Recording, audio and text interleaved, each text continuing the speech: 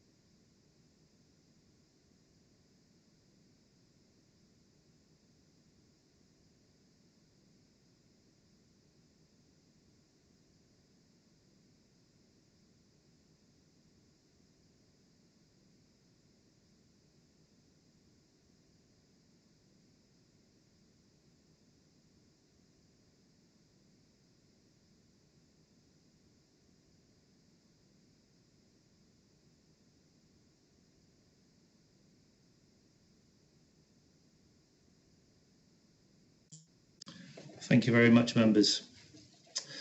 Okay, moving on to item 1 on the agenda, apologies. Have we received any apologies? No, Chairman, there's no apologies, and no substitute members have been appointed. Thank you very much. Okay, we'll move on to the election of chairman. And Chairman, before we start that, I'll just read out the process. The process for items 3 and 4 on the agenda. For item 3, election of chairman, the current vice chairman will now ask the committee for any nominations for chairman of the committee for the remainder of the municipal year 2020-2021. Please indicate in the chat box by stating RTS if you wish to make nominations. Nominations will also need to be seconded. If there is more than one nomination received and seconded, the Democratic Services Officer will advise the meeting that there will be a secret ballot which will be conducted electronically. The meeting will not be broadcast live whilst the secret ballot takes place, and a holding screen will be placed on the live stream. When the vote is complete, the Democratic Service Officer will announce the result once the meeting is back live again. The Constitution indicates that if there is an equality of votes, the person presiding will have a second or casting vote. Thank you, Chairman. Thank you. Do we have any nominations, please? Yes, I nominate myself, Councillor Derek Borthwick. Can you hear me? Didn't do RTS. Yes. Okay, so we have a nomination for Councillor Anne Stribley and a nomination for myself, Councillor Barron. Do we have seconders for those, please? Oh, good yourself in. Oh. You've lost it then.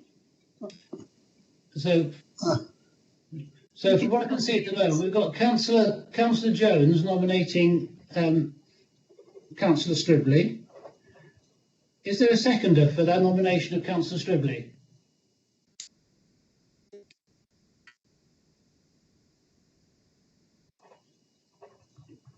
No, no seconder.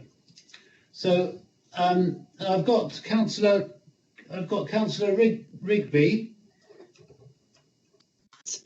nominating Councillor Barron, and Councillor Brooks is seconding Councillor Barron. Is that correct? That is correct, Bob. Thank you. Yeah. Are there any other nominations for chairman? In that case, Chairman, as there's only one valid nomination, you're elected. You can't hear me again. Sorry, you can't hear me again. I nominated Councillor Derek Borthwick as chair. Okay. Who seconded you? You need a seconder. Right. So Councillor Borthwick is nominating himself as chair as chairman. Is there a seconder for that? Where's the chap who's seconding you? So I don't have a seconder for Councillor Borthwick. You aren't the right board, are you? Yeah.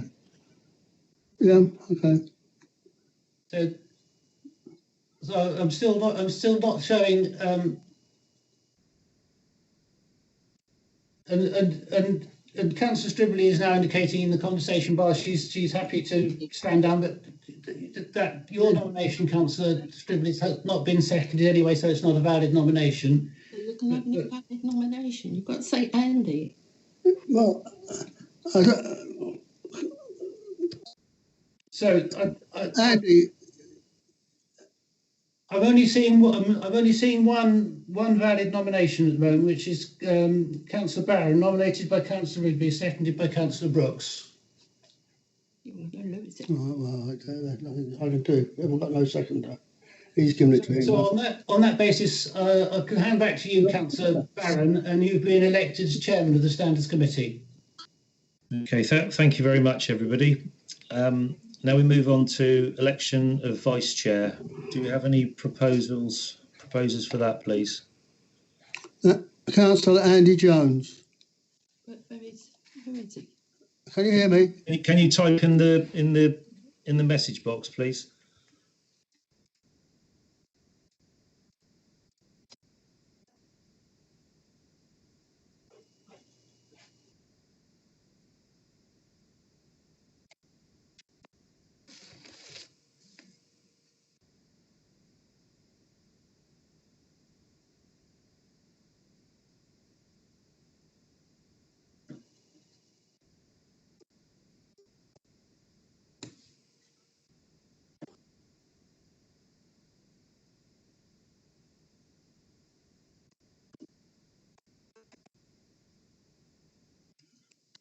Hello?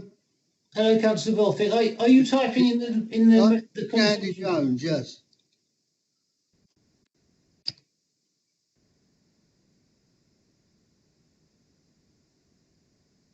Right. So what we've got? Let's see what we've got now. We've got Councillor Anne Stribley nominating Councillor Jones as vice chairman. First on the list. That's all right. Yeah. That'll do. Yeah. Yeah. And Councillor Borthwick, would you like to second that? Yes. Right. And then we've got Councillor Andrews nominating Councillor Brooks.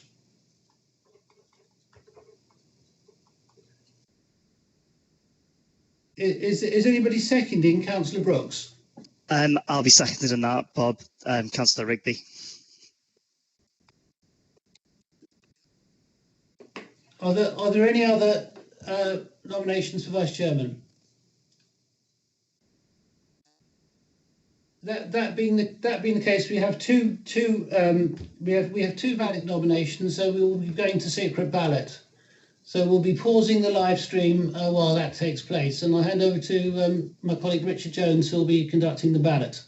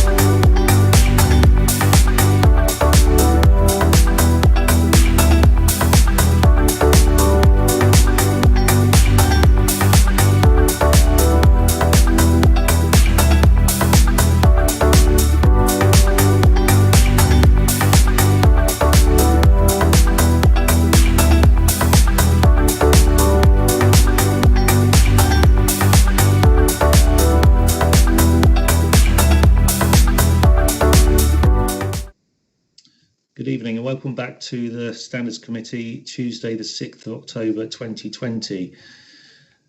We've just had the secret ballot for Vice Chairman, so if I could go over to Bob Hatton for the results, please. Bob Hatton.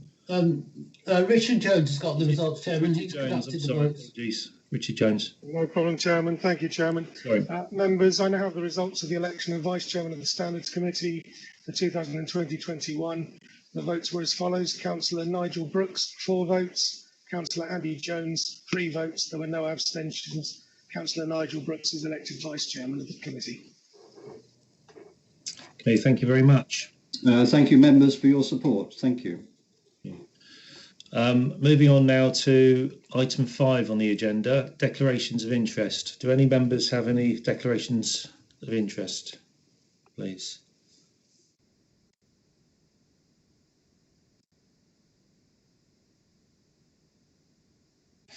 Can't see anything in the... No, Chairman, I don't think there's anything. No, very good. Thank you. And then moving on to item 6, Chairman, I can tell you that there's been no public issues received. Okay, fantastic. Item 7, confirmation of minutes. Are members happy with the with the minutes? Yes, Mr. Chairman, I would propose the minutes are accepted. Councillor Andrews here. Thank you. Yeah, I can second that as well, Chair. Lovely, thank you very much. Chair, if you could just note I was not present at the last meeting. Thank you. Right, okay, thank you. Okay, now item 8 on the agenda is the Code of Complaints review. So I'll hand over to Richard Jones, please. Thank you, Chairman, members, and welcome to the new members of the committee.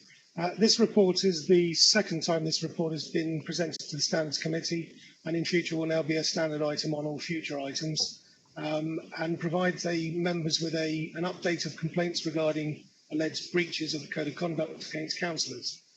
This report provides the updated position of pending complaints as they were at the 1st of January, which was when you last had your update.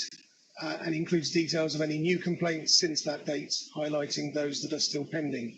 The table at paragraph 6 includes a summary of each complaint, the outcome of those complaints, and the current status as they were at the time of writing the report. In paragraph 7 of the report, I highlight that due to the global pandemic, all scheduled training for councillors had to be ceased, including a session on social media, which was previously highlighted as a priority by this committee. We have recently launched a suite of online training facilities for councillors, and we'll be working to promote this, the use of this facility and other virtual training over the coming months, including perhaps resurrecting that social media training that the committee highlighted previously. The report is for information only, but I'm happy to answer any questions that members may have. Thank you, Chairman. Thank you. Do members have any questions regarding agenda item 8? I have an RTS from Marcus Andrews. Councillor Andrews, please. Thanks, Mr. Chairman. Yeah, I do agree with what the officer said that, training is needed. Obviously, due to COVID-19, hasn't happened. Since some of the complaints that have been coming in recently have been to do with social media aspects, it's going to be useful to have it. I know when we did have a training session on social media, probably looking back, only 25% or 30% of the councillors turned up for it. Obviously, they can't be available for all meetings, but it's certainly something that is needed. The only other observation I've got to make is on complaint number 16, which is the one that we're going to be dealing with as the next item. Obviously, we know what the recommendation is, but it's already been put down as closed, and I would have thought probably it should be marked down as provisionally closed, because obviously we haven't actually dealt with the next item yet. Thank you. Right, okay, thank you. You got any comments on that, Richard Jones. I certainly take the point that it is provisionally closed. It probably should have said pending, to be honest with you, until you conclude it this evening. And I do take the point in terms of the social media training. It was, I'll be honest, we did acknowledge that it was a poor turnout previously, and we were clearly looking to deliver that training in March or April to pick up other members, and that was highly recommended by the Standards Committee. So clearly things have moved on. We need to obviously continue with that training, and I'm happy if members wish to support that, to deliver some form of virtual training for all councillors, offering to all councillors on social media. Thank you. Got another RTS from Councillor Brooks. Nigel Brooks, please. Yes, Chair. Richard, is that going to be an online package so people can actually undertake that training at their own time and will? There are two sorry, Chairman. There are two ways of delivering that. I think we would probably wish to deliver a team-style event that we can invite all members along to debate and discuss. We could explore whether we could record that training session so that members can watch that back at their own leisure. And there are other packages that are available through the iLearn suite of training that any member can participate and undertake at their own leisure. So we have sent details of that out to all members, but again, we can remind members of that iLearn training suite available to all members again if that is desirable. Thank you. Thank you. We have an RTS from Councillor Anne Stribley, please. Thank you, Chairman. I absolutely agree that we need all the training we can get, and particularly on social media. But the few training sessions that I have attended, I have been totally underwhelmed by them. My main career was as a lecturer in business studies. And I know how you have to talk to people and deal with things. Well, on some of the training that we had, I would have done better just picking up an instruction book and reading it. We had somebody just standing there pontificating, not involving the group, not finding out where people had shortcomings. So I haven't been impressed so far. If we can get some really good trainers, then yes, absolutely, I'm with it all the way. Okay, thank you for that. And Councillor Andy Jones, please. Yeah, thank you, Chairman. Yeah, just following on from that, I agree pretty much what Councillor Stribley said regarding the training. It was, I think, probably a whistle-stop tour at best. There certainly wasn't a great deal of detail in it. I was just wondering, Richard was talking about other training that we could possibly have. I mean, how would that vary in terms of its content and differ from what we've had originally, and particularly in the area of councillors commenting, whether it be from a councillor account or whether it be their private account, which seems to be the area that we seem to end up dealing with most of the time. If I could respond, of course, please. I'm listening to your feedback, actually, members, and I think it might be worth. I think in terms of the training we were hoping to deliver, that was a different suite. It was a professional trainer that we were going to work with to deliver that follow-up training. But I'm wondering whether it might be worth, if you're minded to have that, and we can obviously explore it, whether 2 or 3 of the committee may wish to have if you like, a kick-off meeting with that trainer to actually decide and steer the focus of that training, so that we can actually get feedback from the Standards Committee on issues that are pertinent to some of those complaints, to help deliver some of that training, if members are happy to explore that. Yeah. Have an RTS from Councillor Nigel Brooks, please. Yes, thank you, Chair. I spoke to Richard some time ago about the work that is being done by the Local Government Association, who are working on a new code of conduct for councillors and council members. They had a consultation period which closed in August, so I would guess at some stage in the autumn they're going to produce a model for code of conduct, which I would be pleased to hear about when it's released. Thank you. Thank you, Councillor Brooks. Councillor Anne Stribley, please. Just a quick one back. Mr. Jones suggested two or three members might like to get together and view what is the best training for the groups. I would suggest the chairman, vice chairman, and Andy Jones would be three appropriate people. Thank you. I'm more than happy to do that. And Andy Jones, RTA. Yeah, apologies, that should be RTS. Yeah, just following up from what we said, could we make the training mandatory as well, rather than members deciding whether they need to attend? Because I think we need to try and nip this issue in the bud as soon as we can. I think so too, actually. I agree with that, because we seem to be sort of getting slightly inundated with complaints, about members and their activities on social media and their comments and that sort of thing. So, yeah, definitely. Happy with that. We got another RTS from Andy Jones. Was that dealt with, Andy?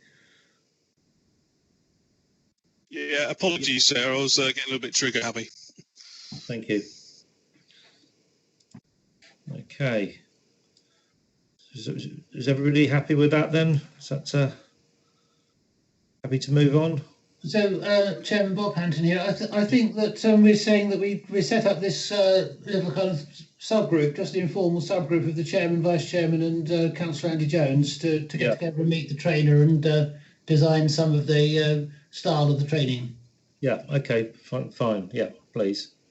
Agreed, Chair.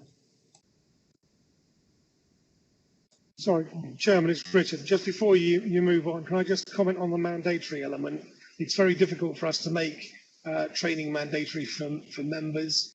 Clearly, you're not employees in the same sense as staff, so therefore that is much more difficult. I think all we can probably do is say that it is highly recommended in light of recent complaints, but I'm not sure we can actually make it mandatory. I just wanted to clarify that in the record.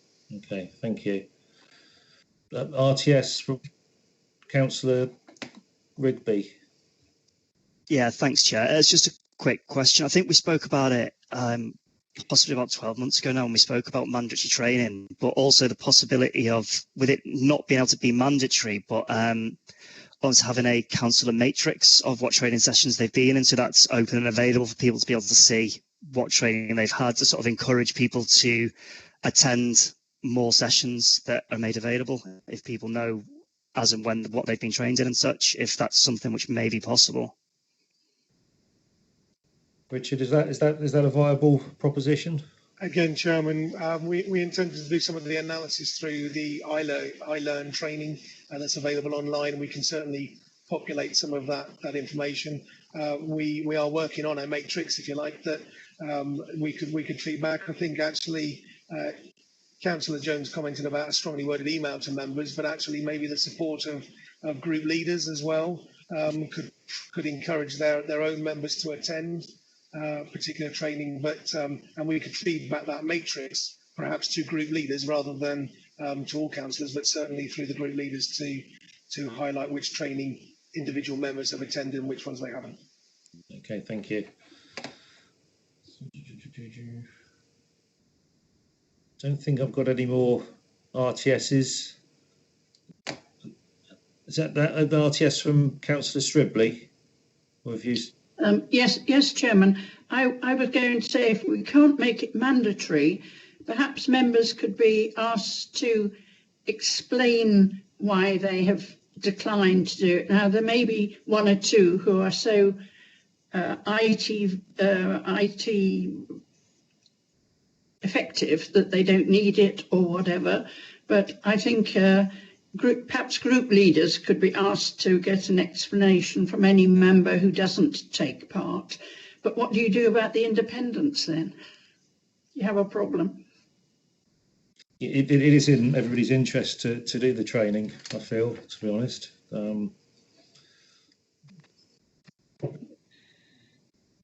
Sorry, Chairman, if I could just make a comment on that. I think clearly if you were to get a complaint against a councillor and that councillor has declined to participate in training without probably good reason, and they fell foul, then I think that would be, then obviously as the Standards Committee investigation, then that would be taken into account.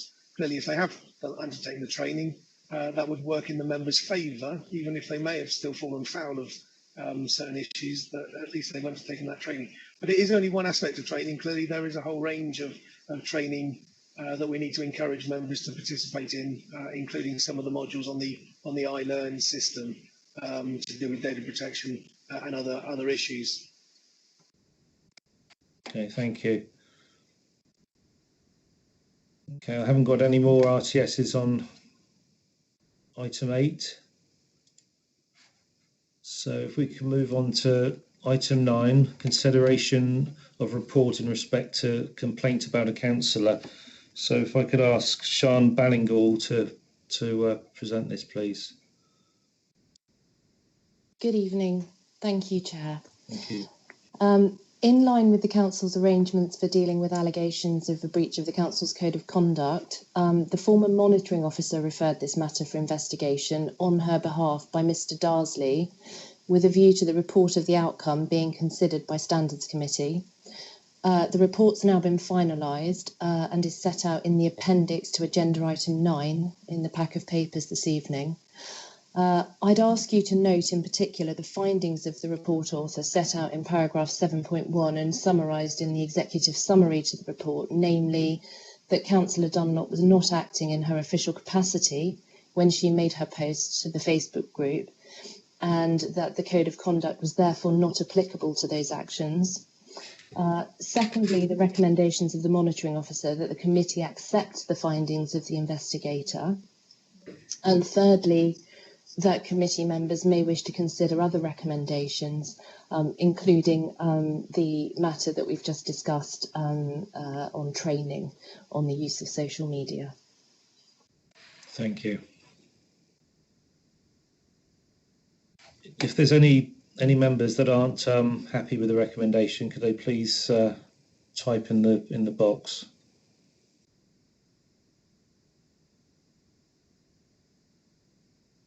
Councillor Marcus Andrews, please. It's not so much that, I'm not happy with the recommendation, because that's obviously the rules that we've got. As alluded to in the previous item, Councillor Andy Jones mentioned it, that there is this sort of contrast or conflict between private posts and public posts or councillor posts. And, somebody could well say, well, why do we spend all this money getting this independent person to look at this case when it was going to fall at the first hurdle because, it was private. Regardless of what our opinions are of what was being said, it's strange that it's okay what she did, provided it was private and on a private account. Obviously, clearly, the Guardian newspaper that decided on this matter, and several other councillors' comments on various other aspects to splash it across their front page of their newspaper. The Guardian didn't think it was a private matter. So, it could be, and I think I'm right in saying this, that the Standards Committee writes its constitution or its rules, whether we need to sort of look at whether our criteria for considering these complaints is adequate, because some of the remarks, were not acceptable in my view, but clearly, the recommendation is that because it was done privately, that we have to leave it. Now, obviously, a few months ago, back in January, we had the situation of another councillor, again on social media, saying something, but again, it was told to us because it was private that it was okay. But that's one comment. The other comment I've got to make is that this complaint came in, I think, November, December. It was considered by the Standards Committee in January. Then the independent person, Mr. Darsley, didn't get the instructions apparently till May. He produced his report about a month later. I would just make the observation, reference the councillor, and it could be any councillor, it could be me, it could be you, having a complaint hanging over their heads for, nearly a year. 10 months, 11 months. I think we need to try and speed up our process of dealing with these complaints, because obviously it's not good for somebody to have that lingering in their mind as to what on earth's going on. So obviously other councillors may have some other observations to make, but I've said what I wanted to say. Thank you. Yeah, very good points, Councillor Andrews. Thank you. So, Councillor Anne Stribley, please. Thank you, Chairman. I agree with all that Councillor Andrews said there. I think it's difficult for the committee to amend the guidelines, because I believe, Richard will probably correct us on this, but I think they're set down nationally. But maybe as a standards committee, we could make it quite clear to BCP Council that the Standards Committee deplores any inappropriate remarks made by a councillor under the guise of a private account, because a lot of councillors are extremely well known by name. Some of the newer ones perhaps not quite so well known, but they will be, and we've all got our heads, if you like, above the public parapet. So I think any remark made, we generally want people to accept us as councillors, as community leaders, at least in our own wards, and any comment that upsets or embarrasses anybody is quite inappropriate to be made by anybody. And I think this get out of jail card, and we've had it before, certainly through Poole Council, when, oh, I wasn't acting as a councillor, I was only doing it privately, I don't think is a good enough excuse. If we want to be known and respected in the public arena, then we have to be careful what we publish, whether it's by Twitter or Facebook or whatever else. Thank you, Councillor Stribley. Councillor Rigby, please. Thanks, Chair. Yeah, I'm very much inclined to agree with Councillor Andrews and Councillor Stribley there with what they've said. I think we can't really disagree with the findings of the report, because that is what the rules are, and therefore we've done our due diligence by investigating that. But I do think, while we're in this meeting, it's also worth just digging sort of into the report a little bit and just speaking, because there's a couple of bits in it which, as Councillor Stribley was saying, we need to call out things like this when they happen. There's something which stood out for me. There was a bit, what did it say, where Councillor Dunlop said about banning mosques, which she then in the report said was made tongue-in-cheek and at the tail end of a long conversation, and that we had to see the full context.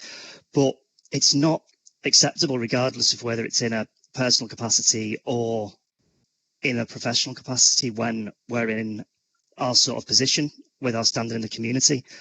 And racism or Islamophobia, anything like that, needs to be called out when it occurs, even if it is just like a joke or tongue-in-cheek, because it's jokes or in jest, and it makes things seem acceptable and makes racism or Islamophobia or people who hold those opinions feel more comfortable. And I'm not saying that Councillor Dunlop is racist in herself, but comments from someone in our position, regardless of how we're saying it, whether as a councillor or as our own private individuals, it can make racists feel comfortable airing their views, and that's what's really dangerous, and we need to be aware of that. And also, what I'd want to do is thank the complainant who brought this to our attention, because it does mean we've got an opportunity here to speak about it. And I'd want to encourage anyone to bring things forward where they come up, regardless of how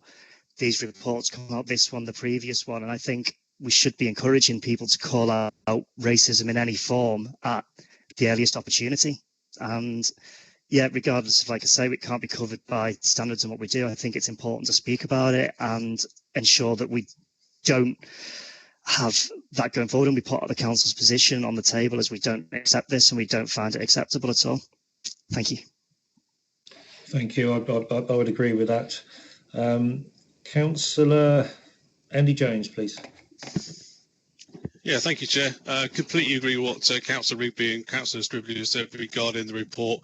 But I do think moving forward, whether you're posting or tweeting from a public or private account, it should be treated exactly the same. At the end of the day, we're in the public eye as elected members, and I do think it's incumbent upon all of us to be incredibly careful what we say. I know I'm paranoid in terms of my public and private accounts in terms of what I say on both of them, and I think that really does need to be underlined, I think, to members moving forward in some way, shape or form, whether we incorporate it in some kind of policy document or whether something can be added to the code of conduct along those lines. I think otherwise we'll, as has been said already in this meeting, we'll continue to come back to this type of thing time and again. Sure. I mean, it could definitely be looked at as bringing the council into disrepute, I would have thought. So we've got Jonathan Story, please. Yes, thank you very much indeed, and good evening to everyone. I share everyone's discomfort, I guess, with the current arrangements whereby elected members can perhaps be perceived to be avoiding scrutiny or censure for their conduct on the basis that it was that their comments online were made under a private account versus their councillor accounts. Someone mentioned the LGA's model code of conduct consultation earlier on, and certainly my understanding of that is that it might bring a bit more clarity to this particular issue in such a way as to assist standards committees across the country in dealing with them in a slightly more effective way. Certainly, one thing that I read suggested that there was going to be a presumption that any councillor's comments on social media, on publicly accessible social media, which may not, in the event, actually apply to this particular incident because it was on a private group, would be considered to be within the councillor's official capacity, even if it was done from a private account. So maybe we see some more clarity on this in the future. Yes, thank you. Councillor Nigel Brooks, please. From RTS. Yes, thank you very much, Chair. Following on what Jonathan was saying, I'm reading from the Local Government 1st of July this year under heading Code of Conduct, an article written by the Vice Chairman, Izzy Seacombe, and the paragraph says, more and more communication is taking place online and via social media, particularly as a result of COVID-19, the outbreak. So we want the code to help councillors navigate tricky modern-day questions, such as how best to use online and social media. We want to empower them to stop them, and in most serious cases, report to the police online conversations that may become abusive or threatening. I think the flip side clearly is this question at the very end of conversations which may then result in abuse or threatening or even worse. So the seriousness to me is that there should be, from the LGA's work, a serious look at the Code of Conduct and go as far as to bring forward to this council changes to our Code of Conduct for councillors, because at the moment, in the current situation, we're short of proper guidance to bring the repeated infringements that we're considering at this committee under a better control. Thank you, Chair. Thank you very much. Okay, we have... Okay, and RTS from Sian Ballingall, please. Thank you, Chair. Thank you, everybody, for your comments. I think that gives us quite a lot to consider and to reflect on after the meeting. I was going to propose, if members of the committee would be agreeable, to perhaps ask my new monitoring officer arriving this week, Susan Zeiss, to bring back a report to committee to outline, firstly, the current legal framework within which we're working, and therefore to perhaps underline the reasons for the outcome of the investigation. Secondly, to consider whether any guidance, as you've suggested, might be incorporated into the Council's Code of Conduct, notwithstanding the legal position. And thirdly, to look at opportunities that there might be under this sort of heading of the new model Code of Conduct to make some changes to our arrangements. Thank you. I think it's been a very interesting complaint in many ways, really, and you know, I think we can learn a lot from that. I personally wouldn't have made those comments whatsoever, but others would do. So what have we got here? Okay. If we could try to keep the conversation bar to RTS, it would be quite helpful, rather than having conversations in the side, if possible, please. Right. So, have we got any other RTSs coming through on this?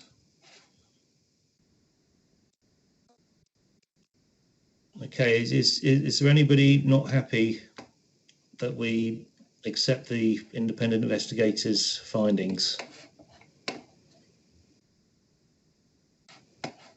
Consent, Chairman. Thank you.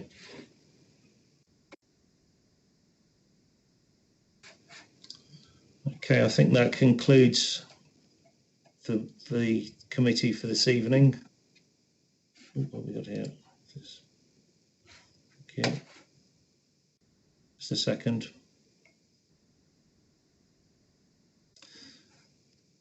Can I propose, right, so Marcus Andrews is proposing that we accept the report. Could I have a seconder, please? Yes, Chairman, happy. Okay, seconded by Councillor Stribley. Okay, thank you. Okay, so I'm having a few technical issues here. Great, thank you. I'll close the meeting then. Thank you very much, everybody.